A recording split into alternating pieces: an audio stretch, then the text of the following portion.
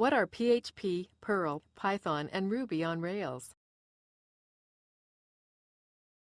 Those are all web programming languages, also known as scripting languages. PHP is the most commonly used and available for web hosting, followed by Perl, which is what's used most of the time when you see the phrase CGI or CGI bin.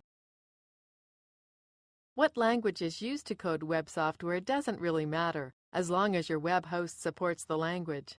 In addition to PHP and Perl, many hosts are starting to offer support for Python and Ruby on Rails.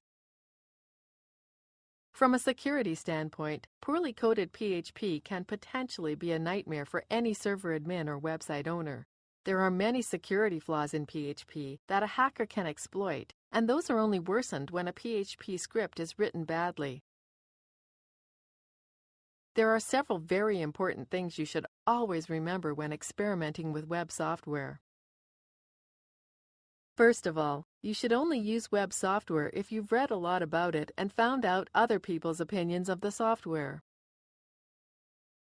Anytime you upload or install software to your hosting account, you're giving the program free rein to do just about anything within your web space or possibly even the whole server. You should only install trusted software. Second, you should always make sure that all your web software is kept as up-to-date as possible. The more time that passes after a software is released, the more time a hacker or some other malicious person has to examine the code and find a way to exploit it. Third, no matter how much you trust the software and keep it up to date, it still may run inefficiently. If it frequently uses up too much of the server's resources, your hosting provider may suspend your account or at least ask you to remove the software. And finally, just in case something bad happens, you should always remember to take complete backups of your account on a regular basis.